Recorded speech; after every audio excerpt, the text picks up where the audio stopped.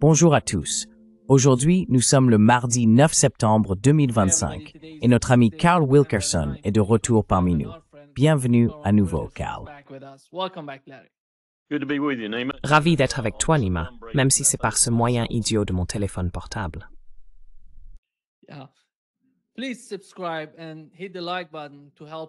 Veuillez vous abonner et cliquer sur le bouton « J'aime » pour nous aider à toucher plus de monde.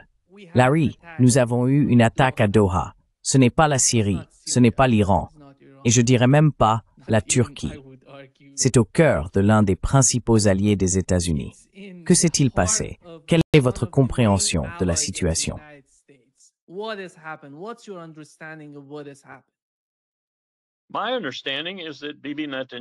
D'après ce que je comprends, Bibi Netanyahou fait exactement ce que Bibi Netanyahou a l'habitude de faire. Il est prêt à tout pour satisfaire ses désirs, sa volonté, peu importe à quel point ça peut être sanguinaire, peu importe à quel point cela viole le droit international, peu importe à quel point cela va à l'encontre des préoccupations de son grand patron à Washington, il le fera. Et il dit qu'il le fera. Et si j'ai bien compris, il a dit qu'il l'avait fait. Et il a dit qu'il ne nous avait pas consultés avant de le faire. Je comprends que le gouvernement dit autre chose, mais c'est Bibi. C'est Bibi. C'est avec lui que nous devons composer maintenant. Un homme qui a quitté son propre procès, qui a quitté la salle d'audience, m'a-t-on dit, ou qui n'y est pas allé du tout, l'un ou l'autre, à cause des personnes qui ont été tuées dans le bus, je suppose. Il trouvera n'importe quelle excuse. Il se fiche complètement de ces gens-là. Il ne veut tout simplement pas aller à son procès.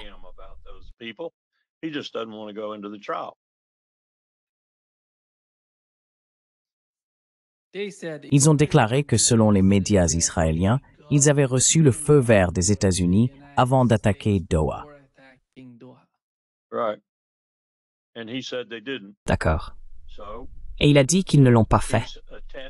Donc vous savez, il affirme qu'il est capable de tout faire, malgré n'importe quel grand patron à Washington. Et le gouvernement israélien essaie de masquer un peu cela parce qu'ils savent qu'il y a un grand patron à Washington. Et ils savent que ce grand patron à Washington entretient une relation très étroite avec le Qatar et qu'il y a une base aérienne très sensible là-bas. Mais nous ne ferons rien. Nous ne ferons rien. Bibi est notre homme. Bibi fait ce que nous voulons et nous le faisons.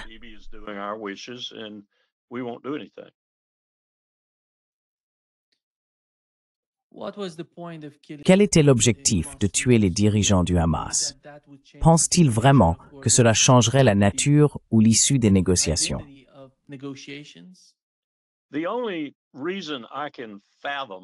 La seule raison que je peux imaginer, et cela correspond à d'autres situations similaires, c'est qu'il ne voulait aucun accord. Il ne voulait pas que la moindre négociation aboutisse. Alors il a fait en sorte que cela n'arrive pas.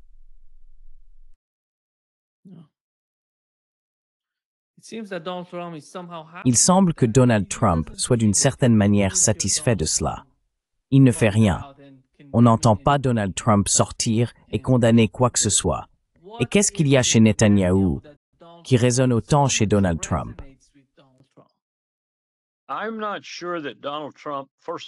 Je ne suis pas sûr que Donald Trump. D'abord, laissez-moi revenir en arrière. Il y a plusieurs réponses à cette question, dont aucune que je connaisse avec certitude. Mais la première réponse que je donnerai est Donald Trump s'en fiche. La deuxième réponse que je donnerai est que Donald Trump n'est pas pleinement maître de ses facultés en ce moment. Et j'entends des rumeurs en ce sens provenant de toutes sortes de personnes différentes. Que ce soit à partir de certaines photos récentes de lui ou de personnes qui ont réellement été en contact avec lui et ont fait remarquer à quel point il était incontrôlable dans son langage, ses phrases et sa façon de parler en général.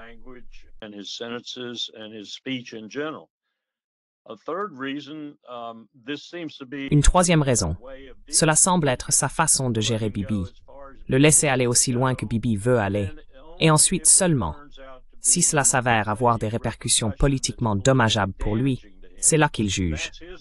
C'est toujours ainsi qu'il juge. Et ce n'est pas un bon jugement. Va-t-il le freiner ou faire quoi que ce soit qui aille à l'encontre de ses souhaits? Je ne sais donc pas laquelle de ces raisons c'est, ou s'il y en a une quatrième ou une cinquième. Je n'en sais rien. Mais je connais le passé, et le passé montre que Bibi peut faire tout ce qu'il veut.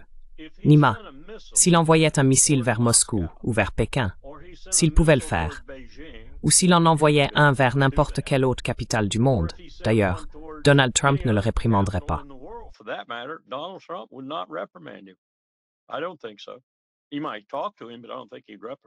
Je ne pense pas. Il pourrait lui parler, mais je ne pense pas qu'il le réprimanderait. Et Bibi aurait une excuse. Voilà la nature de la relation. Et c'est cette relation que j'ai décrite comme le chien qui fait notre sale boulot au levant pour nous. Et nous n'osons pas interrompre ce processus. Je vais vous donner un exemple qui me tourmente en ce moment, en y réfléchissant. Parce que depuis un certain temps, j'ai été un défenseur assez virulent de cette alternative de l'Assemblée générale de l'ONU, s'unir pour la paix. Et j'en comprends les détails. Je sais que cela a déjà été fait, je sais que cela peut être fait, et que ça peut se faire sans le Conseil de sécurité, etc. Mais voilà le dilemme.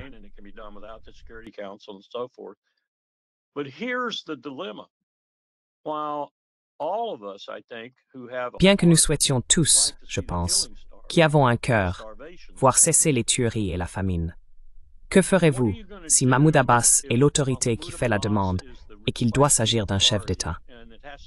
Et vous savez que Mahmoud Abbas n'est meilleur que le Hamas uniquement parce qu'il ne tue pas activement des gens en ce moment ou ne participe pas au combat. En d'autres termes, Mahmoud Abbas n'est pas quelqu'un que je voudrais voir diriger un État palestinien s'il y avait une solution à deux États. Donc, vous lui donnez du pouvoir, en quelque sorte, si vous le laissez être le signataire de la demande en tant que chef d'État de la Palestine. Voilà votre premier problème. Vous pourriez au moins contourner ce problème si cela permettait de mettre fin aux tueries et à la famine.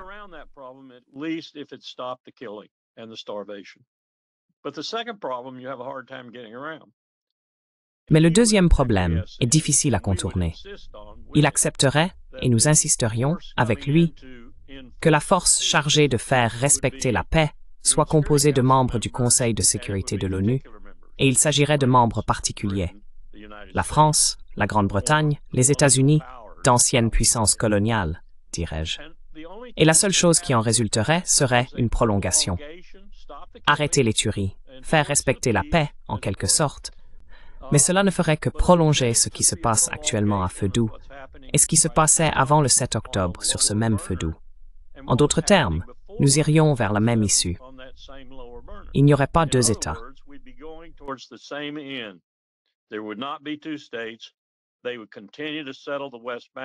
Ils continueraient à coloniser la Cisjordanie et continueraient à l'appeler Judée et Samarie. Ils poursuivraient ce qu'ils font au Liban, continueraient ce qu'ils font en Syrie. Il n'y aurait pas d'arrêt. Nous avancerions simplement lentement vers le résultat, plutôt que rapidement et bestialement vers le résultat. Donc la seule façon de faire fonctionner cette initiative de l'AGNU, cette initiative UFP, serait de trouver quelqu'un d'autre pour signer la lettre. Je ne pense pas que ce soit possible. Je ne pense pas que l'ONU puisse reculer autant en termes de droit et de légalité pour faire cela. Laissez Abbas aller de l'avant et le faire. Mais le mécanisme d'application de la paix sur le terrain doit être non occidental.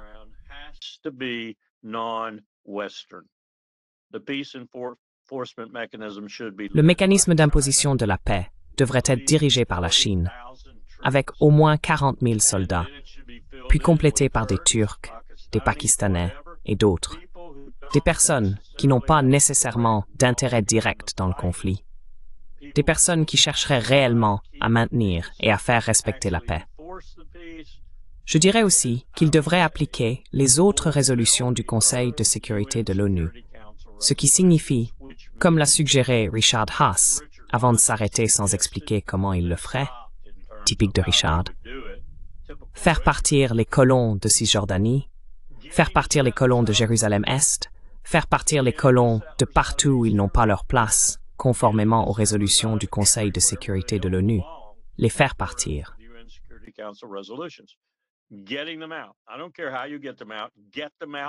Je me fiche de la manière dont vous les faites sortir. faites-les sortir.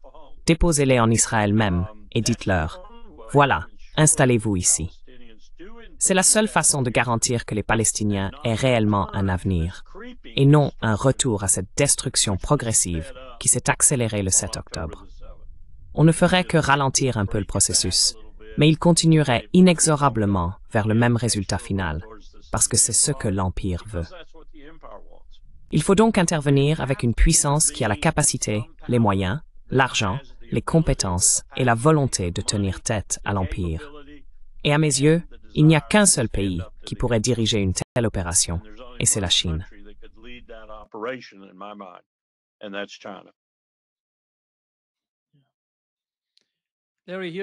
Larry, voici ce qu'a déclaré la Maison-Blanche au sujet de l'attaque à Doha, au Qatar. Ou dans quelle mesure les États-Unis ont-ils été prévenus et le président soutient-il la frappe? Monsieur, bien sûr. Eh bien, j'ai une déclaration à lire pour vous tous concernant la frappe israélienne à Doha. Et la voici. Ce matin, l'administration Trump a été informée par l'armée américaine qu'Israël attaquait le Hamas, qui très malheureusement se trouvait dans un quartier de Doha, la capitale du Qatar. Bombardé unilatéralement à l'intérieur du Qatar, une nation souveraine et un proche allié des États-Unis qui travaille très dur et prend des risques courageux avec nous pour négocier la paix, ne fait pas avancer les objectifs d'Israël ou de l'Amérique. Cependant, éliminer le Hamas, qui a profité de la misère de ceux qui vivent à Gaza, est un objectif louable.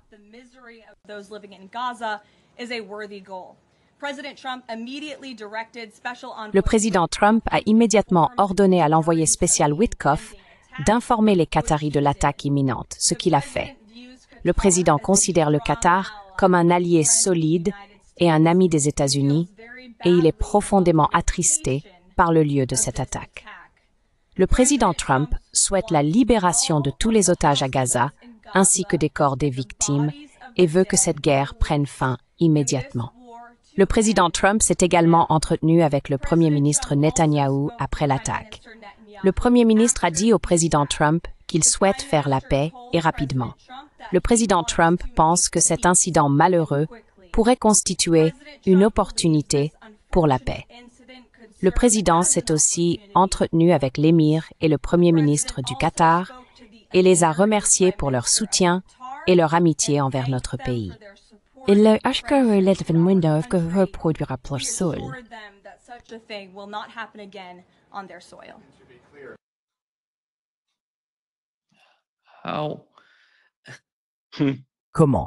Comment cela se fait-il? Parce qu'ils n'ont pas pu. Il semble que, je ne sais pas si vous avez entendu parler du résultat de l'attaque.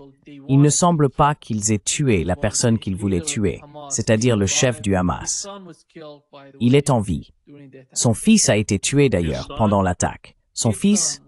Oui, son fils a été tué.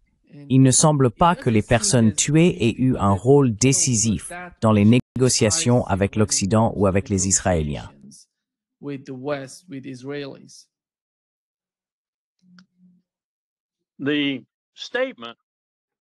La déclaration était habilement formulée.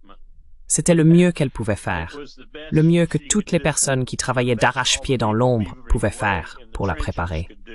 Je pense à une ou deux exceptions près, comme les propos du président Trump, qui sont tout simplement absurdes. Il s'en fiche complètement que la déclaration était équilibrée et que c'était probablement le mieux qu'il pouvait faire pour masquer ce qui est en réalité un événement tragique, tant pour les relations entre les États-Unis et Israël que pour la situation à Gaza.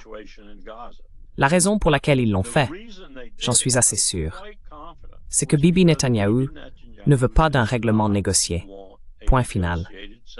Et il avait des renseignements lui indiquant qu'ils s'en approchaient, ou qu'ils étaient sur le point d'aboutir à quelque chose.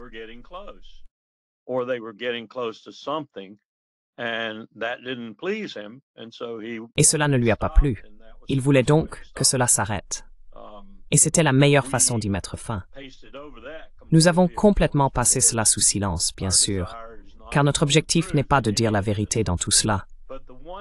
Mais la seule phrase qui pourrait s'avérer être une lueur d'espoir dans un tableau par ailleurs sombre, c'est la déclaration de Trump. Je crois l'avoir bien entendu. Il faudrait que je la réécoute. Mais il a dit que cette guerre doit cesser. C'est catégorique.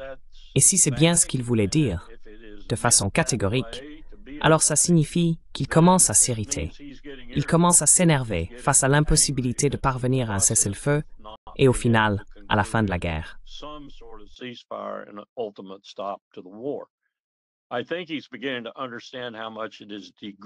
Je pense qu'il commence à comprendre à quel point cela dégrade la position politique du parti qu'il représente, et encore plus, et c'est plus important pour lui, sa propre position.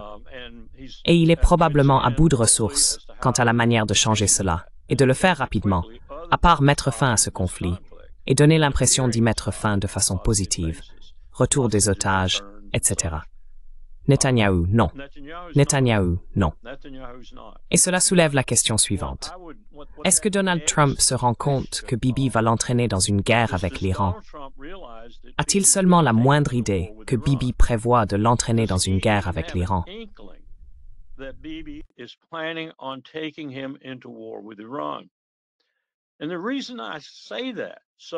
Et la raison pour laquelle je l'affirme aussi catégoriquement, c'est parce qu'il n'a pas de conseiller à la sécurité nationale. Son conseiller à la sécurité nationale, pour ainsi dire, c'est le secrétaire d'État, qui est désormais concentré sur le fait de faire tout ce qu'il peut pour nuire à tous les pays possibles en Amérique latine, en particulier au Venezuela. Il ne prête aucune attention au reste de la situation, à la partition sur laquelle les États-Unis violent les droits de tant de personnes à travers le monde. Donc, personne ne dit à Donald Trump que, même s'il met fin à ce conflit, même s'il mène d'excellentes négociations avec Witkoff et à Doha, bien qu'elles viennent d'être sérieusement interrompues, cela ne changera rien, car il va entrer en guerre avec l'Iran. Bibi est déterminé à l'entraîner dans une guerre contre l'Iran, parce que Bibi ne peut pas gérer l'Iran lorsqu'il les attaquera à nouveau.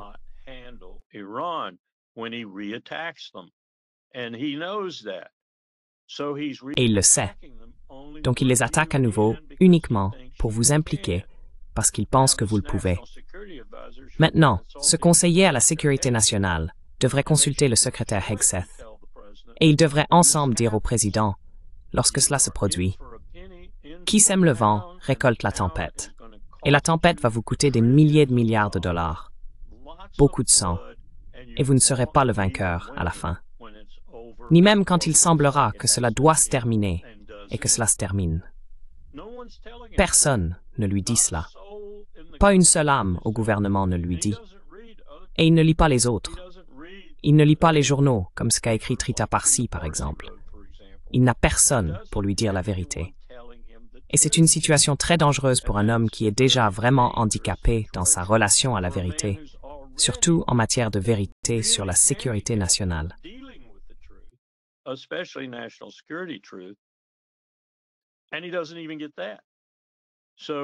Et il ne comprend même pas cela. Donc je ne sais pas où nous allons, Nima. Je ne sais tout simplement pas où nous allons. Au Levant, en Ukraine, dans la vaste tapisserie de conflits qui se déroule là-bas et dont certains d'entre nous n'ont même pas connaissance.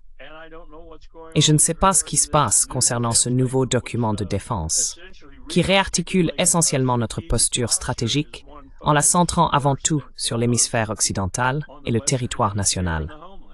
C'est un revirement complet par rapport au précédent, même s'il inclut toujours un accent sur la Chine et la Russie, ainsi que sur tous les autres éléments. Mais tous les autres éléments, à l'exception de celui qui concerne la Chine et la Russie, sont intégrés dans cette priorité principale. Mary Miss Farnage et Miss Siri Bitwit.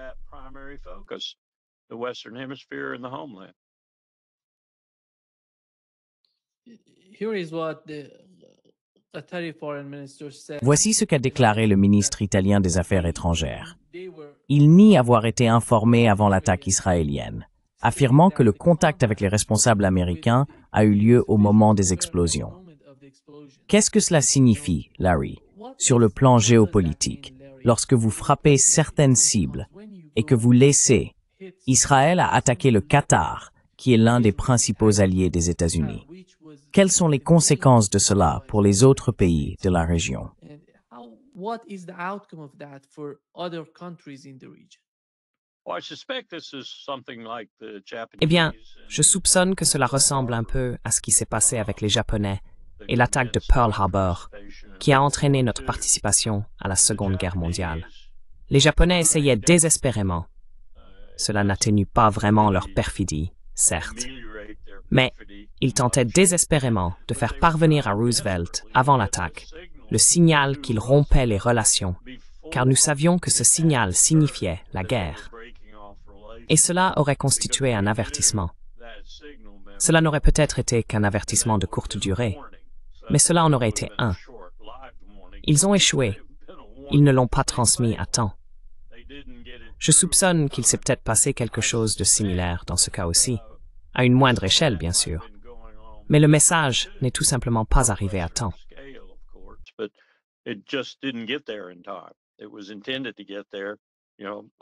L'objectif était d'arriver là-bas. Vous savez, quelques minutes, une demi-heure, tout ce qui pouvait être accompli, avant la frappe. Cela pourrait aussi avoir été une erreur opérationnelle israélienne. Ils sont peut-être arrivés trop tôt, ou ils n'ont peut-être pas fait exactement ce qu'ils avaient dit qu'ils allaient faire. Mais je soupçonne qu'il s'agissait davantage d'une mauvaise coordination qu'autre chose. Mais cela n'annule pas le fait que vous venez de poser cette question. Quelles sont les conséquences lorsque vous frappez un allié de cette manière, de façon inattendue, même si cela avait été une demi-heure plus tôt? Je veux dire, qu'aurait dit l'émir s'il avait été informé que nous allions bombarder le Hamas, son bâtiment et dans son pays? Je ne suis pas sûr. Je ne suis pas sûr qu'il aurait dit « D'accord, très bien, laissez-les faire ».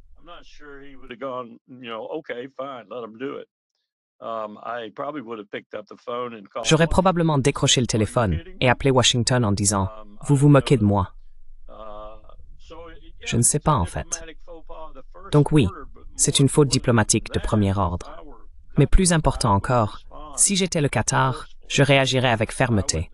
J'adresserais au moins une démarche officielle aux États-Unis par l'intermédiaire de l'ambassadeur sur place. Et j'irais même jusqu'à le prévenir que leurs installations dans mon pays pourraient être retirées à tout moment, ou même les retirer. Ils vont pas faire ça. Ils comptent trop sur ces installations.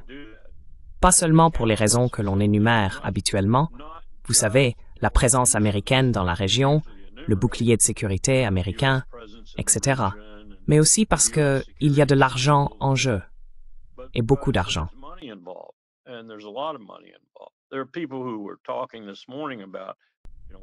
Il y a des gens qui disaient ce matin que, vous savez, le Qatar devrait reprendre son avion. Vous savez, le 747, ils devraient reprendre leur avion. Bon, d'accord. Qu'est-ce que ça prouve? Ça ne prouve rien. Ce n'est pas un préjudice important, dans un sens ou dans l'autre. Ils devraient faire quelque chose de plus énergique, s'ils veulent vraiment montrer leur colère et leur intention de peut-être envisager les choses sous un autre angle. Mais ils ne vont pas le faire. Ils ne vont pas le faire. Je déteste le dire, Nima, mais les États arabes ont montré toute leur impuissance au cours des 2 dernières années environ.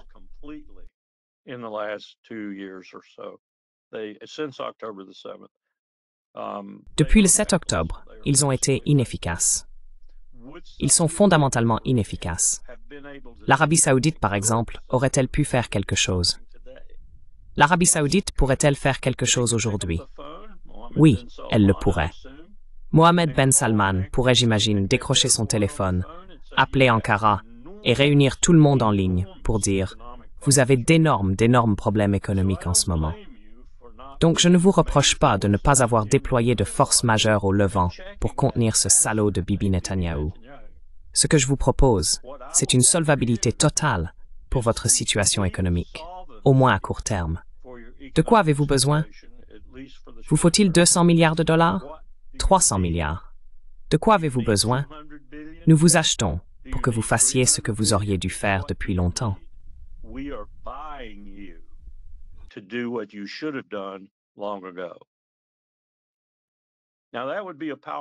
Ce serait un geste puissant de la part de Riyad. Et je ne suis pas sûr qu'il ne pourrait pas y arriver. Probablement qu'avec les autres capitales arabes et peut-être même le Pakistan, ils pourraient réunir à la fois les moyens matériels et les fonds nécessaires. Mais qui pense de cette façon? Je veux dire, ils ne pensent pas comme ça. Ils pensent à se couvrir en permanence et à gagner plus d'argent. Pendant ce temps, j'ai entendu aujourd'hui une analyse qui me semble très juste. Il y a plus de 200 000 hommes, femmes et enfants. Probablement 50% de femmes et d'enfants, peut-être encore 10 à 20% de personnes âgées, sous les décombres à Gaza même. Impossible de savoir combien en Cisjordanie ou à Jérusalem-Est, mais à Gaza même, c'est ce nombre de personnes.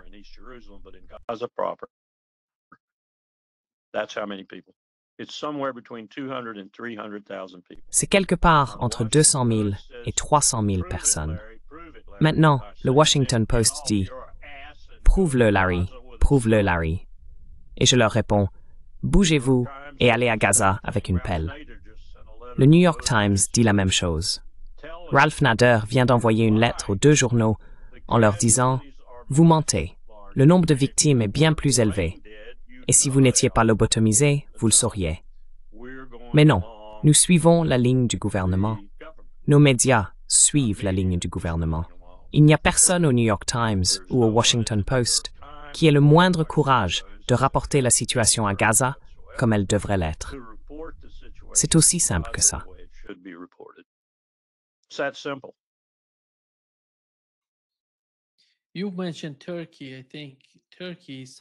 Vous avez mentionné la Turquie. Je pense que le rôle de la Turquie est complexe. Ils prennent Israël pour cible alors qu'ils attaquent Doha. Ils frappent certaines cibles en Syrie. Et nous savons que ces cibles sont liées à la Turquie, soit leur équipement, soit des personnes travaillant avec le gouvernement turc. Ces attaques peuvent d'une certaine manière être comprises comme des attaques contre la Turquie et ses mouvements en Syrie. Comment voyez-vous la possibilité d'une escalade entre la Turquie et Israël?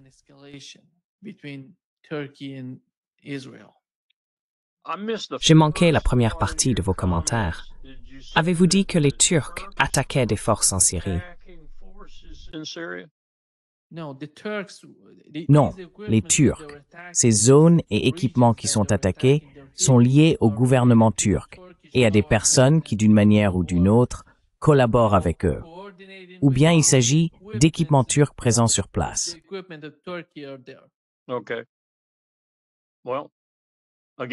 D'accord. Eh bien, encore une fois, Erdogan est en difficulté économique et son gouvernement aussi. Il est en danger. Je ne le vois pas prendre de mesures énergiques à cet égard. S'il en vient à la conclusion politique, comme le font souvent les dirigeants, que l'usage de la force pourrait avoir un effet de renforcement sur sa situation politique en déclin, alors malgré les difficultés économiques, qui en sont vraiment la principale raison, peut-être que je me trompe.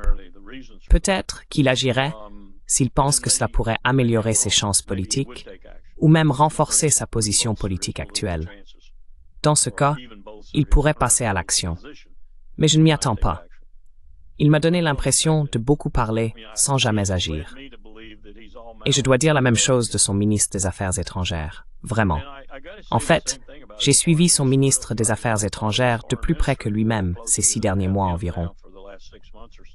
Il s'exprime bien, mais il n'en découle jamais rien.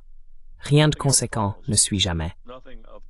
Je pense que les Arabes et les Turcs essaient de se surpasser en matière d'inefficacité.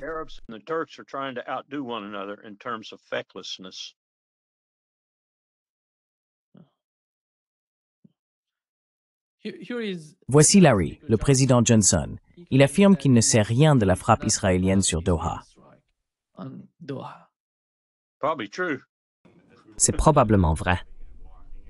Alors que nous arrivions tous en voiture ou à pied, Israël a frappé Doha pour éliminer la direction du Hamas. Je suis curieux de savoir si l'un d'entre vous pense que ceux qui survivront là-bas devraient être expulsés du Qatar.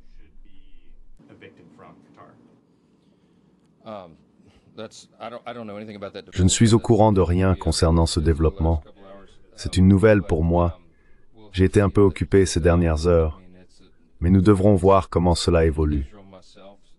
Écoutez, j'étais moi-même en Israël il y a quelques semaines, début août. C'est une période très dangereuse là-bas. Ils ont des ennemis qui les entourent Et ils essayent aussi d'apporter la paix. Mais le Hamas, vous savez, pour quiconque regarde cela de façon raisonnable, et c'est mon avis personnel, le Hamas il faut franchement éliminer cette menace à la frontière immédiate, à l'intérieur même des frontières d'Israël.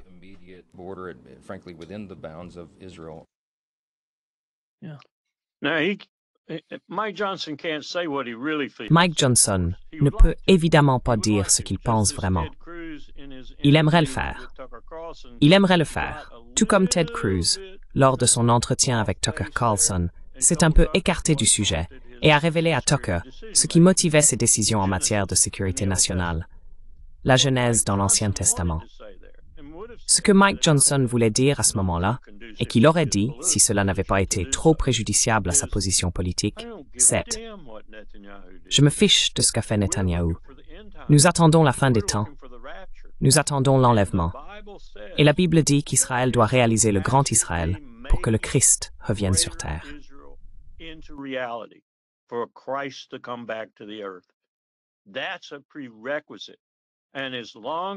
C'est une condition préalable. Et tant que Bibi fait cela, je le soutiens. Il peut attaquer Riyad. Il peut attaquer Doha. Il peut attaquer n'importe quelle capitale de cette région s'il le souhaite. Bon sang, il peut même attaquer Washington, tant qu'il accomplit la prophétie biblique de l'Armageddon, la fin des temps, l'enlèvement et le retour du Christ. Voilà Mike Johnson. Je sais que c'est difficile à croire pour toi là-bas dans le Brésil fou, mais c'est là où nous en sommes dans ce pays. Il a 50 millions d'Américains derrière lui à cet égard. Dispensationalistes, fondamentalistes. Choisis le terme que tu veux. Ils le soutiennent. Et la plupart d'entre eux sont dans le Parti républicain. Pas tous, mais la plupart.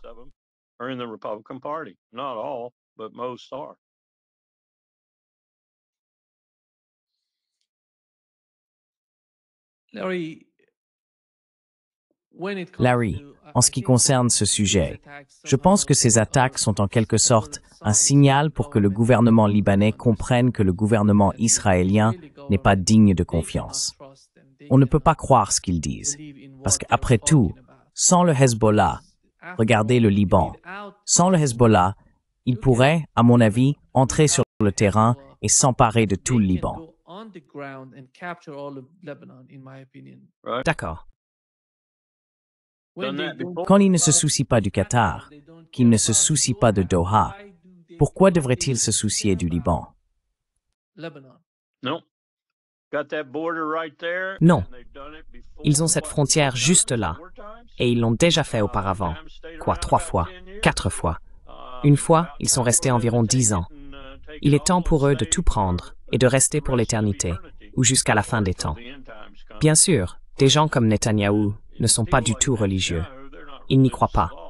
Ils sont simplement avides et assoiffés de sang et veulent un grand Israël. Et le Liban pourrait en faire partie. Le Liban, Beyrouth, a des raisons de s'inquiéter.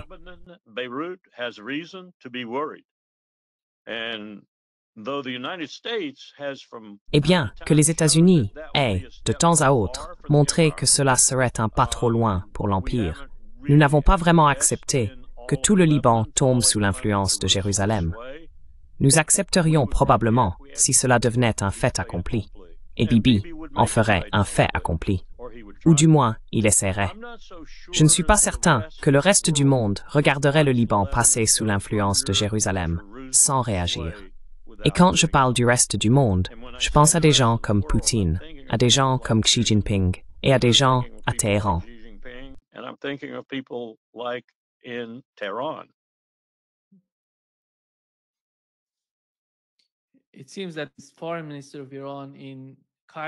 Il semble que le ministre des Affaires étrangères iranien au Caire ait conclu une sorte d'accord avec Grossi, le directeur de l'AIEA, avec lequel il souhaite entreprendre quelque chose.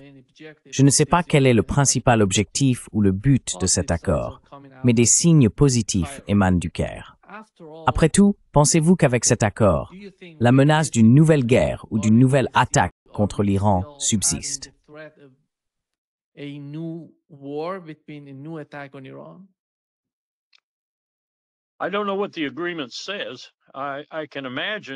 ne sais pas ce que dit l'accord.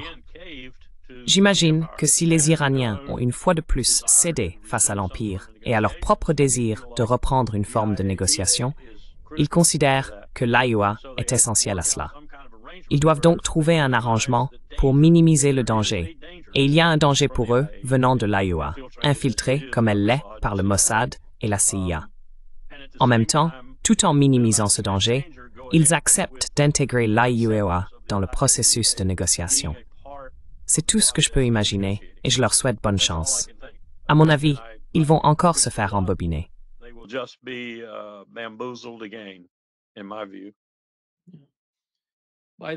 Au fait, l'accord doit être approuvé par le Parlement iranien. Bien, bien. Le Parlement Harutyov Matski. Je suis tout à fait d'accord avec ce que vous venez de dire. Il y a eu beaucoup de critiques au Parlement iranien contre l'attitude du gouvernement et la manière dont il essaye de dialoguer avec l'Occident. Mais la seule option, Larry, après tout, je pense que la seule option, que peuvent-ils faire? La Russie a essayé de négocier. L'Iran essaye de négocier. Tout le monde essaie de négocier parce qu'il voit quelque chose de grand se produire. S'ils ne le font pas, aux yeux du monde entier, les gens diront qu'ils ne veulent pas discuter. Ils ne veulent pas, parce que les médias sont entre les mains de ces gens-là. Après tout, tout tourne autour des médias et de la façon dont ils présentent, dont ils essayent de façonner la situation.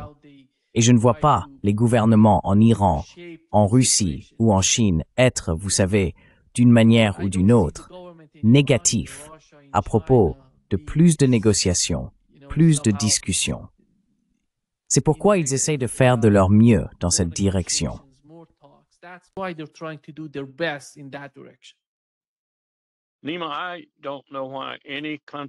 Nima, je ne comprends pas pourquoi un pays dans le monde, même un allié ou un ami, penserait qu'il pourrait entrer en négociation avec les États-Unis d'Amérique, ou d'ailleurs avec Israël, et s'attendre à autre chose qu'à des mensonges, des tromperies, et finalement à être blessé d'une manière ou d'une autre.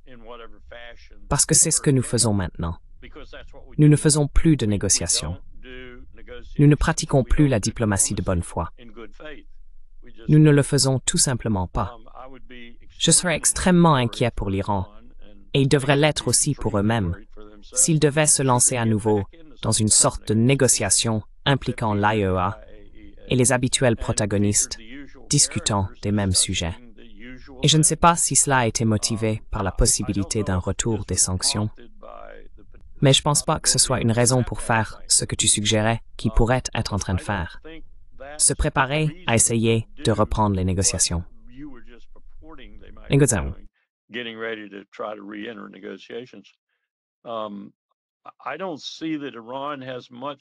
Je ne pense pas que l'Iran ait vraiment beaucoup d'autres options viables que de suivre sa propre voie. Ce ne sera pas entièrement seul, car Poutine a fait des déclarations assez fortes. Je pense que le message issu des réunions de l'Organisation de coopération de Shanghai était un message clair de soutien. Je pense que l'Iran a effectivement des amis dans le monde. Il a des amis puissants dans le monde. Et il a aussi la capacité, comme nous l'avons dit à de nombreuses reprises, de tenir tête à Israël. Peut-être même de vaincre Israël. Je ne dis pas que j'espère que cela arrive, mais je suis presque certain que cela va arriver. C'est peut-être ce qui les pousse, d'une certaine manière, à essayer de rétablir des négociations.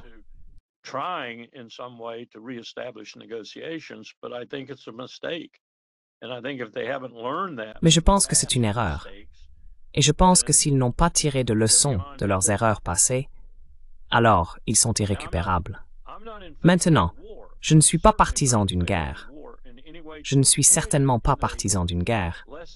Et je ferai tout pour l'éviter de manière honnête, afin que chaque partie, et cela devrait toujours être le but de la diplomatie, chaque partie s'en sorte au moins aussi bien qu'on pouvait l'espérer, et avec quelques gains qui compensent plus ou moins les pertes. C'est à cela que sert la diplomatie. Il faut que ce soit gagnant-gagnant. Il ne faut pas que ce soit perdant-perdant, ou au pire, que personne ne gagne, personne ne perde. Point final. Ce n'est pas ce que nous faisons. Et s'ils n'ont pas compris cela, je les plains.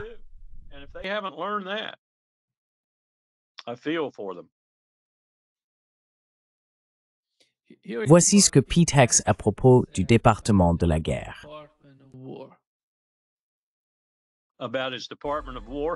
À propos de son ministère de la guerre.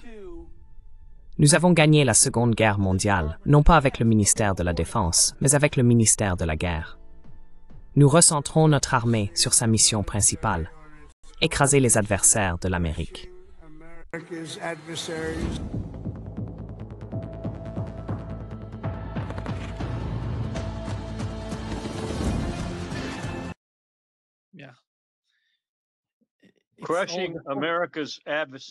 Écraser les adversaires de l'Amérique. Comme c'est quoi, 10, 11, 12 personnes dans ce bateau avec 3 moteurs hors bord en route vers Trinidad. Écraser les ennemis de l'Amérique. Allons, voyons. Tu peux trouver une meilleure rhétorique que ça, j'en suis sûr. Même dans une bande dessinée, tu peux trouver une meilleure rhétorique que ça. Et laissons de côté, Colin Powell disait ça tout le temps, et d'autres généraux que j'ai connus aussi, en qui j'avais confiance et foi. Ils utilisaient la métaphore du chef d'état-major de l'armée, ou du CNO, le chef des opérations navales. Ils disaient, tu sais pourquoi, le chef d'état-major de l'armée ou le chef des opérations navales, quand ils arrivent à environ 2 ans d'un mandat de 4 ans, ou peu importe. Tu sais pourquoi ils changent d'uniforme?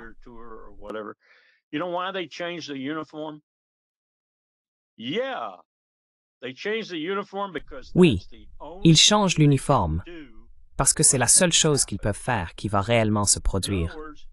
Entre termes, ils ont été tellement inefficaces en tant que véritables dirigeants sur des questions qui comptent vraiment, qu'ils se rabattent sur le changement d'uniforme ou quelque chose de ce genre, quelque chose sur lequel ils ont effectivement le pouvoir et le mandat d'agir, afin de donner l'impression qu'ils accomplissent quelque chose. C'est exactement ce que représente le changement de nom du ministère de la Défense. C'est précisément cela. Ils n'arrivent pas à gérer le ministère. Ils n'arrivent pas à résoudre le problème du budget. Ils l'aggravent même. Ils n'arrivent pas à régler le problème du trop grand nombre de sous-traitants de la défense qui produisent des produits médiocres. Ils n'arrivent à résoudre aucun des vrais problèmes qui minent le ministère de la Défense. Et par extension, puisque la moitié du budget fait-il le pays, alors que fait-il? Il change les noms.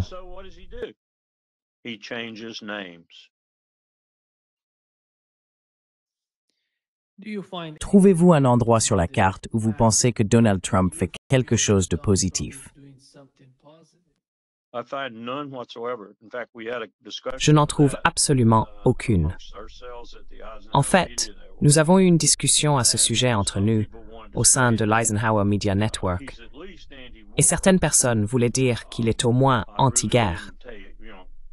Je n'ai vraiment pas été d'accord. Vous savez, il a coulé un bateau. Ce n'est pas la guerre. C'est une transgression internationale. C'est un crime de guerre. Mais ce n'est pas quelqu'un qui s'oppose à la guerre ou à l'utilisation des instruments de guerre. Et il n'a certainement rien fait pour arrêter la bataille en Ukraine. Poutine fait tout cela par la force des armes.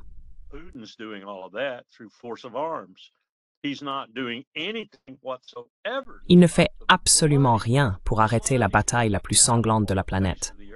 À Gaza, en Cisjordanie, à Jérusalem-Est, en Syrie, au Liban. Rien. Il ne fait rien pour arrêter cela.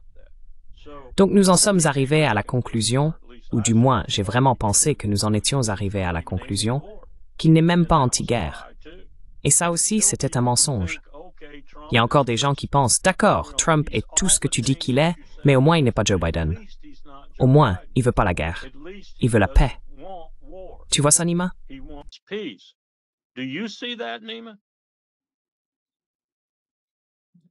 No sign to me. No sign. Aucun signe pour moi. Qui détient la supériorité en matière d'escalade en Ukraine? Donald Trump ou Vladimir Poutine? Donald Trump or Vladimir Putin? Vladimir Putin, unquestionably. Vladimir Poutine, sans aucun doute. Il y a des gens qui chuchotent tout autour de la périphérie de l'Ukraine en ce moment, se demandant ce qu'ils vont faire de leur vie maintenant qu'ils savent que c'est perdu. Il y a des gens en Ukraine qui quittent déjà l'Ukraine, comme on disait dans l'armée, ils partent. Il y a des gens en Pologne qui deviennent beaucoup plus prudents quant à ce qu'ils disent et font. Il y a par exemple des gens en Pologne qui s'opposent maintenant au fait que, peux-tu le croire, les Ukrainiens en Pologne lancent un mouvement pour s'assurer que le gouvernement polonais ne les trompe pas et enseigne bien la langue ukrainienne dans les lycées. Quelle revendication! J'ai envie de dire, attendez d'être là depuis un certain temps et d'entrer dans le processus politique. Et alors peut-être pourrez-vous influencer le programme scolaire dans les lycées polonais.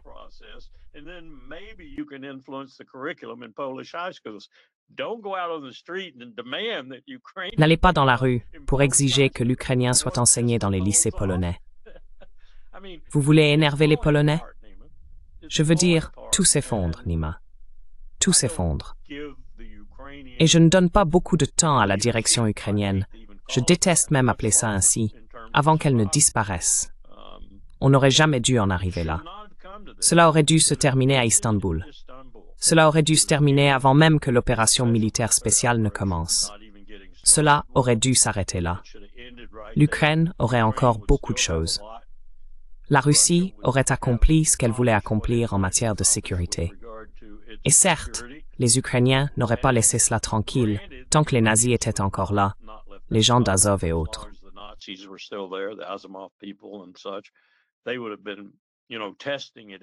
Ils l'auraient, vous savez, testé tous les jours. Mais au moins, nous aurions mis fin aux hostilités qui, d'après ce que l'on m'a dit, ont désormais fait près de 1,7 million de morts, dont la grande majorité du côté ukrainien, probablement environ 1,4 million. Nous n'aurions rien eu de tout cela.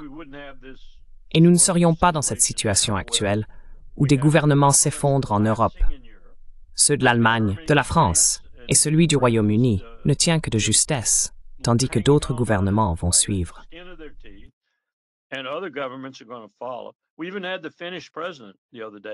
Nous avons même eu l'autre jour le président finlandais qui a fait une déclaration assez sensée.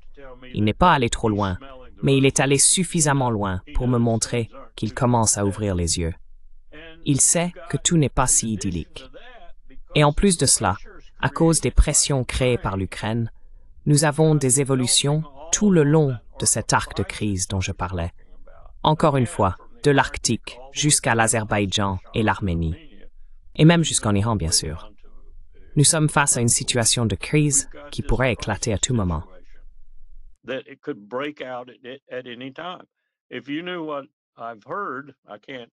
Si vous saviez ce que j'ai entendu, je ne peux pas en parler avec précision. Ce que nous faisons actuellement autour de la périphérie de la Russie, avec nos forces militaires, même si cette stratégie de défense nationale semble indiquer que nous allons nous concentrer sur l'hémisphère occidental et sur le territoire national, peut-être qu'une partie de cette concentration sur l'hémisphère occidental consiste à voler autour de Mourmansk de manière très dangereuse, à effectuer des patrouilles autour de la périphérie de la Russie, dans des endroits extrêmement dangereux, comme la mer d'Okhotsk, la péninsule du Kamtchatka, ou au large de Mourmansk, comme je l'ai dit, ou même dans certaines zones du passage Jiuk, où nous suivons des sous-marins russes et autres, comme nous le faisions auparavant. Ce n'est pas une situation qui favorise de bonnes relations entre les États-Unis et la Russie, même si l'Ukraine n'était pas là. Maintenant, on peut dire que vous avez un Now, you can say Ukraine prompted some of this. I don't think so. I think we'd be doing it anyway. Je ne pense pas. Je crois que nous l'aurions fait de toute façon, parce que nous avons cette priorité. D'ailleurs, la nouvelle stratégie ne détourne pas l'attention de la Russie et de la Chine. Elles sont mentionnées dans la stratégie. Elle précise simplement que dans l'ensemble, la stratégie sera axée sur l'hémisphère occidental et le territoire national.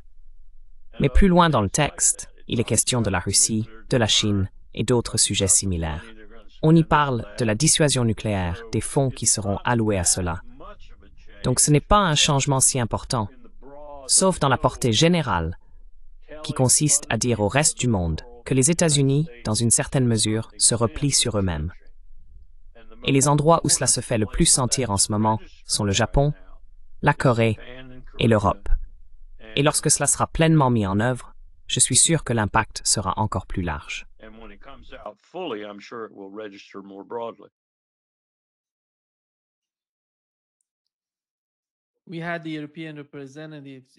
Nous avons eu les représentants européens à Washington qui discutaient avec l'administration Trump afin de faire pression sur la Russie.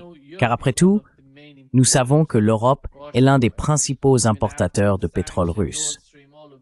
Même après les sanctions, Nord Stream, tout cela, ils continuent d'importer beaucoup de pétrole russe. Mais ils reçoivent une partie du pétrole de l'Inde et de la Turquie. Il semble que Donald Trump et les Européens essaient de gérer quelque chose concernant la question du pétrole russe.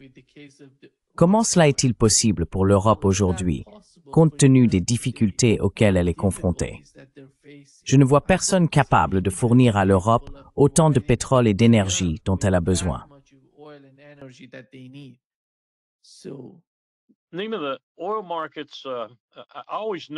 Nima, les marchés pétroliers. J'ai toujours su qu'ils étaient incroyablement complexes.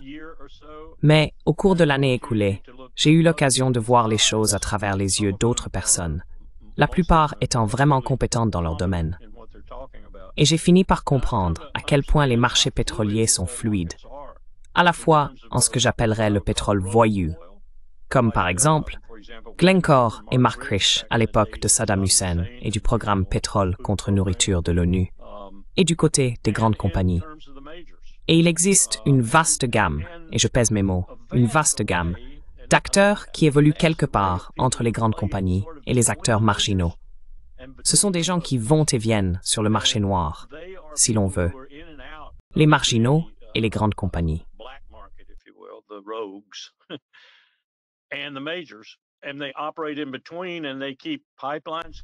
Et ils opèrent entre les deux.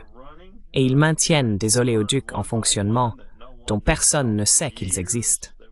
J'ai appris l'existence d'un oléoduc dont personne n'avait entendu parler pendant des années, qui avait été construit et pompait une quantité assez importante de pétrole dans une zone très critique du monde.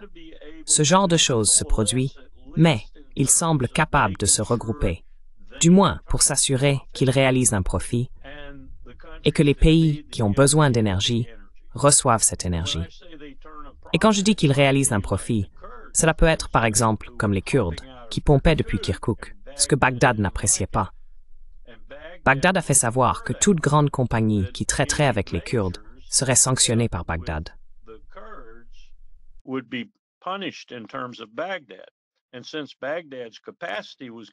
Et comme la capacité de Bagdad revenait en ligne et rivalisait vraiment avec l'Arabie saoudite à bien des égards, et si elle exploitait pleinement son potentiel, elle dépasserait l'Arabie saoudite. C'est l'Irak. Donc Bagdad avait une certaine influence sur les grandes compagnies. Bagdad s'adressait donc aux grandes compagnies. Et qu'est-ce que j'entends par là? J'entends ExxonMobil, Royal Dutch Shell, Total, toutes ces grandes entreprises. Elles ont cessé de traiter avec les Kurdes parce qu'elles ne voulaient pas s'attirer les foudres de Bagdad. Devinez qui est arrivé? Tous ces négociants en pétrole marginaux ou semi-marginalisés. Et qu'ont-ils fait? Ils sont venus et ont dit « D'accord, le Brent est à tel prix. Nous allons accorder une remise de temps sur le pétrole. Vous aurez plein d'acheteurs et nous nous occuperons de tout pour vous. Pipeline, navire, peu importe. »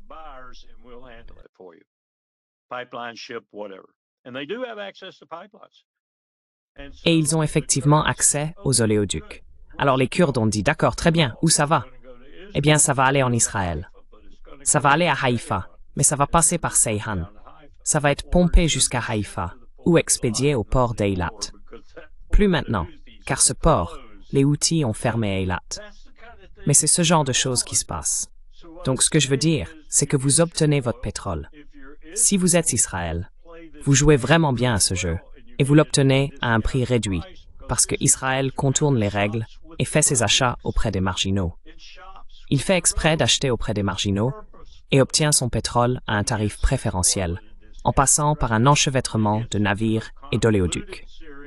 J'ai mentionné Seyhan, donc il faut se demander, est-ce qu'Ankara est au courant?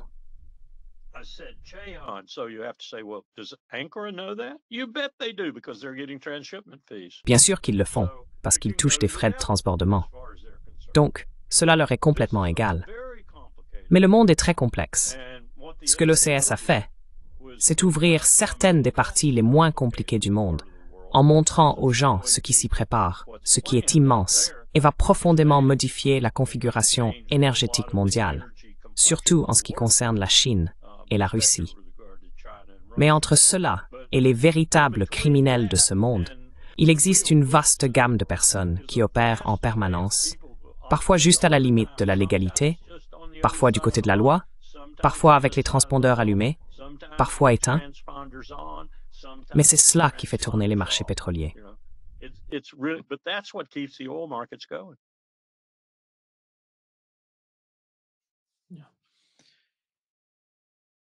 Merci beaucoup, Larry, d'être avec nous aujourd'hui. Désolé que cela doive se faire de cette manière, mais je dois faire réparer mes ordinateurs. Enfin, ce ne sont pas mes ordinateurs, ils vont bien. C'est AOL. Vous entendez, public? AOL. AOL. AOL.